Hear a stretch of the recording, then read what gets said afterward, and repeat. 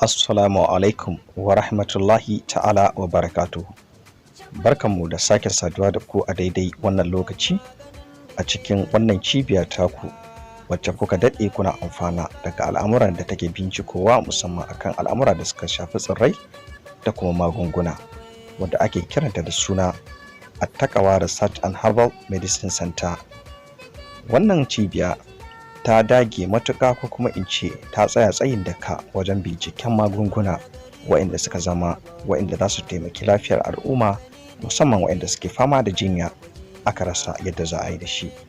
A cikin bincike da aka yi ko mukan lalubo al'amura da suka kasance masu sauƙin samu waɗanda al'umma za su iya sarrafa su koma magani domin su amfana su kuma amfanar da wasu makusantansu akan jinyoyi da suke damun su kowane iri ne da ikon Allah, domin Allah subhanahu wa ta'ala bai saukar da kowace cuta ba face sai da ya saukar da maganinta.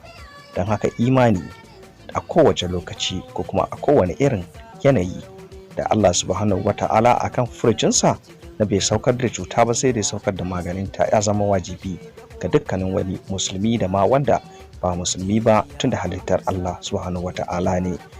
A kodayaushe muna so mutane su kasance masu ikhlasi da takawa akan komi na rayuwa, kuma shi cuta yakan shiga lokaci ɗaya fitarsa kuma wani lokaci sai an bi a hankali. Gaggawa kuma dai aikin shedan ne Allah kullu halin.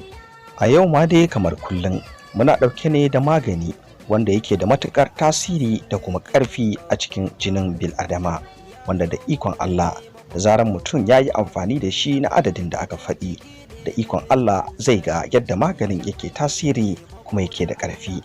Wannan ba wani abu bane, ba wayanmu bane ko dabaranmu ne, face yin Allah subhanahu wata'ala.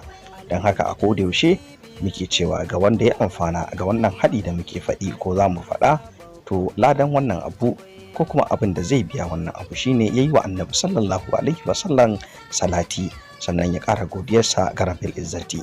Wannan shine kawai abin da muke so, sai addu'a gare mu ga kuma 'yan uwa musulmai da suke faɗin duniya baki ɗaya. Wannan shine goron da zai bayar a madadin sadaka na wannan al'amari da muke bayyanawa ga al'umma domin ya zama mai amfani gare su. Abin da muka yi duba a yau za mu yi magana a kai shine bai wuce zamantakewar aure na rayuwar 'yan adam ba, domin mun lura wannan shine al'amarin da yake ciwa ma'aurata tuwo a ƙwarya. Za ka ji mafi akasari idan aka kira mu, matsalar ba ta wuce ƙanƙancewar zakari, rashin ƙarfin gamsar da iyali, rashin kauri da dai matsaloli da suka jibanci hakan. To insha Allahu ku sha ku a yau, wannan zai zama mafita gare ku idan kun yi yadda muka ambata da izinin Allah. Ga yanda haɗin yake kamar haka. Abu na farko da muke so shine za ku samu namijin goro. Namijin goron nan za a busar da shi a daka shi, garinsa ake bukata a wannan lokaci. Kazalika abu na biyu za a samu wato tafarnuwa. Ita tafarnuwan nan idan aka same ta, ita ma za a busar da ita a daka ta, ita ma garinta ake da bukata. Kazalika za a samu citta ɗanya, ita ma a busar da ita sannan a daka, ita ma dai abin da ake bukata bai wuce garinta ba. Abu na hudu a cikin wannan haɗi da muke bukata shine muna so a samu wato albasa tsohuwa. Ita ma wannan albasa abin da za a yi mata a busar da ita a daka ta, garinta ake da bukata. Kazalika abu na biyar da ake bukata shine a samu kanamfari. Kanamfarin shi ma akan daka shi, shi ma garinsa ake da bukata. Abu na shida shine za a samu zuma mai kyau.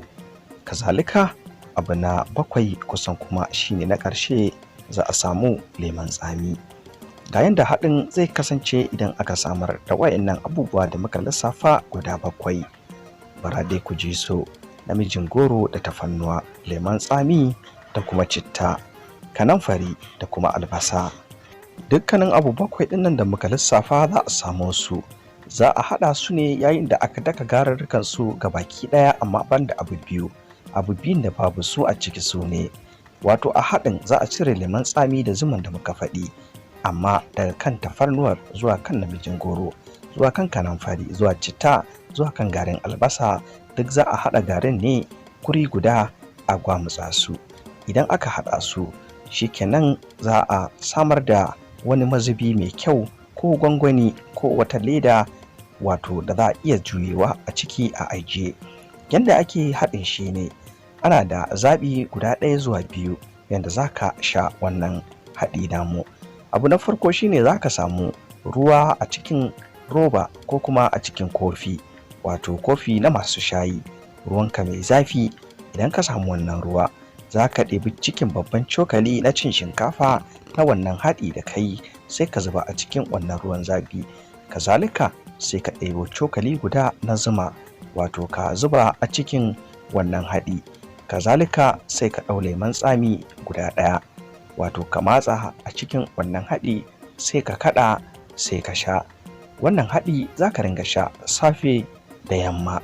Insha Allahu idan ka juri wannan haɗi zuwa sati 2 kana shan shi a jere, to da izinin Allah za ka sha mamaki yayin da ka kasance da iyalinka. Sai dai ka taimaka wani, ba ka ƙara neman wani magani na ƙarfi ba, insha Allah.